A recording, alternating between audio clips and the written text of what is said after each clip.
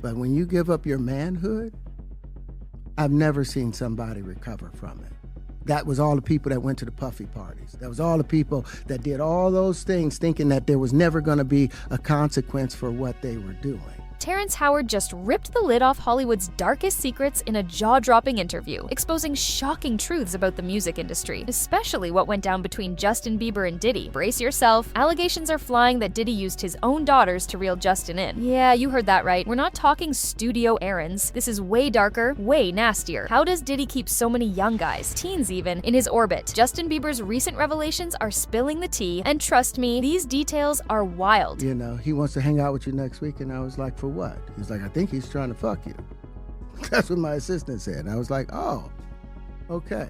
Now I get it. Terrence Howard is that rare Hollywood vet who dares to speak truth, dropping bombs that make you question everything. In his explosive PBD podcast interview, he unleashed a storm of industry secrets that's got Tinseltown shaking. First up, the chilling man card ritual. Terrence claims it's a twisted initiation where men do unthinkable things to climb the Hollywood ladder. The cost? Their dignity. He says this ritual leaves guys so broken, they turn to drugs to numb the pain, forever chasing a high to escape their reality. You know, there's a short life in why do you think that is with the creative side? Well, because losing out money, you got to take drugs. You're going through so much shit to try and deal with life. You are literally, it's an unhealthy space.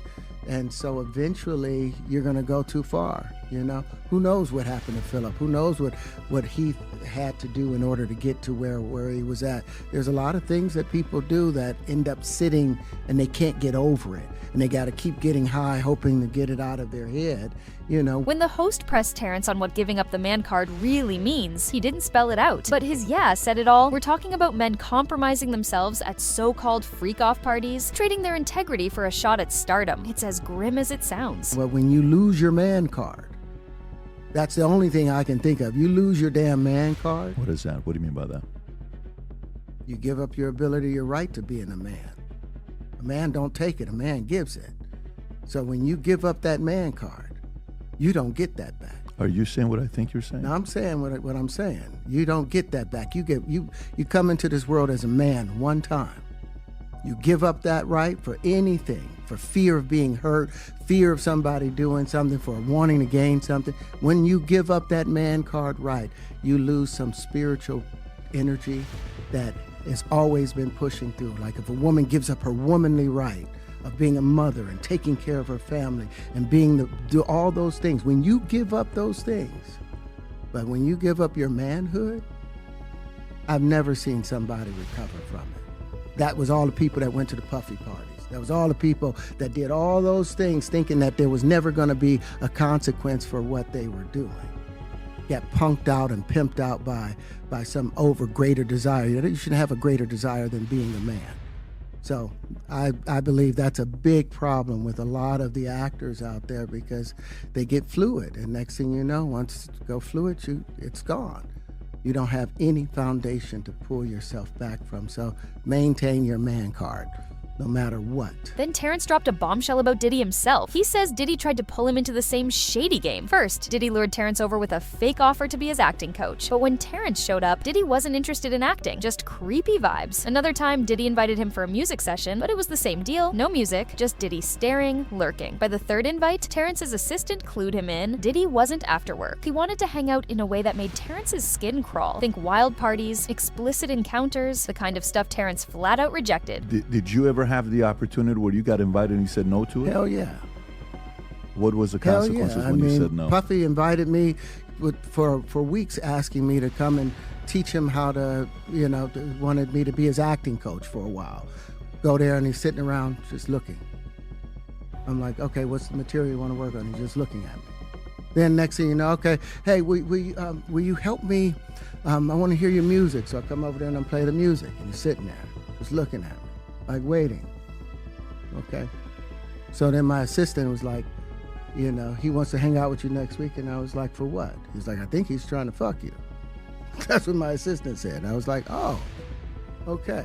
Now I get it. During the interview, Justin Bieber's name came up as a victim of this man card nightmare. Terrence confirmed it changes men forever, and Justin's story is proof. Once a bright-eyed teen star, Justin's life spiraled after getting tangled in Diddy's world. Being a child star meant growing up too fast, exposed to things no kid should face. So you see some guys struggling with that. You see Bieber struggling with that. You see some of these guys struggling with that. They can't get it out of their head. They can't get it out of their head. The things that they did, no matter how they did it, whether they were drunk or high or whatever, you gave up your man card. You need therapy.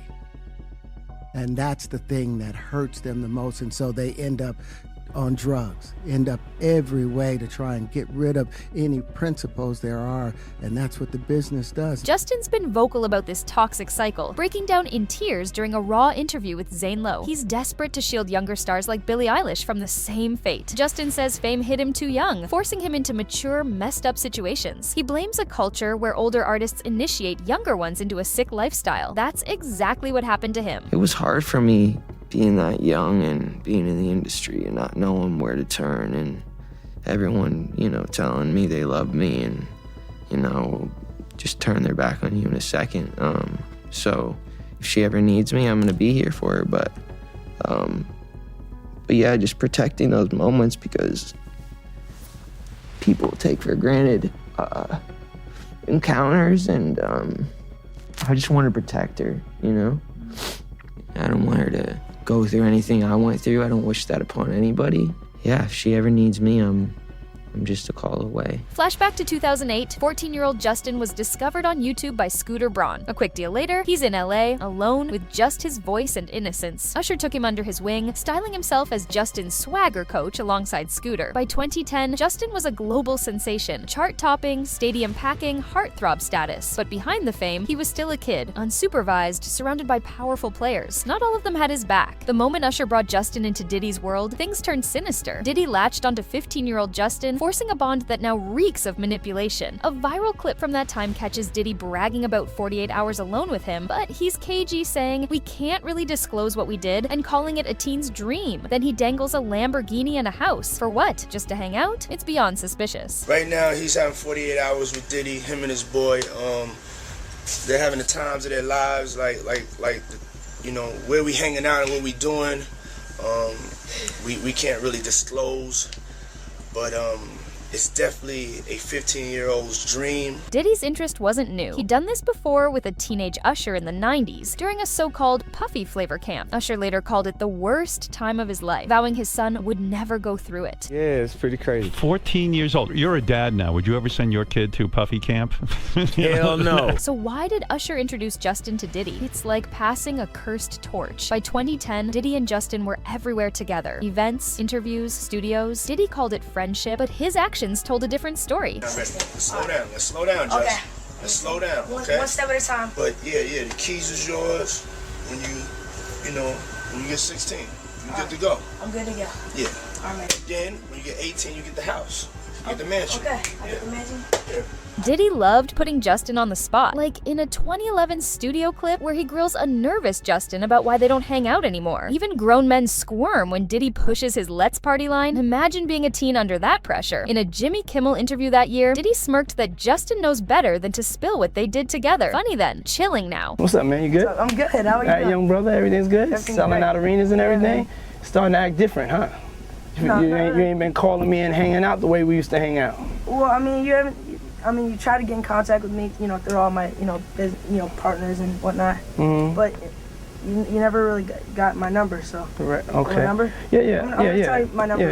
Yeah. It's 555. Yes. Here's where it gets uglier. Rumors are swirling that Diddy used his daughters, Chance and twins Delilah and Jessie, to keep Justin hooked. After Diddy's arrest, people started questioning how his lifestyle impacted his kids. The twins especially saw Diddy's alleged abuse of their mom, Kim Porter, and needed therapy after her death. Diddy's sons, Justin and Christian, are named in lawsuits tied to his freak-off world, with Christian facing his own assault case. So is it really a stretch to think Diddy involved his daughters in his schemes? Some say he offered them up to entice young stars like Justin. It's a sickening thought. But with Diddy, nothing seems off limits. Now, Justin's fighting to move on. Sources say he's gearing up to testify against Diddy in his upcoming trial, desperate to close this chapter. He's focused on his wife, Haley, and their newborn. But Diddy's arrest and the flood of allegations have hit him hard. He's struggling to stay grounded while the past keeps resurfacing. So, what's next? Can Justin emerge from this without losing himself? Should he testify and face the fire, or walk away for his own peace? Drop your thoughts in the comments, and don't miss what's coming next. This story's far from over.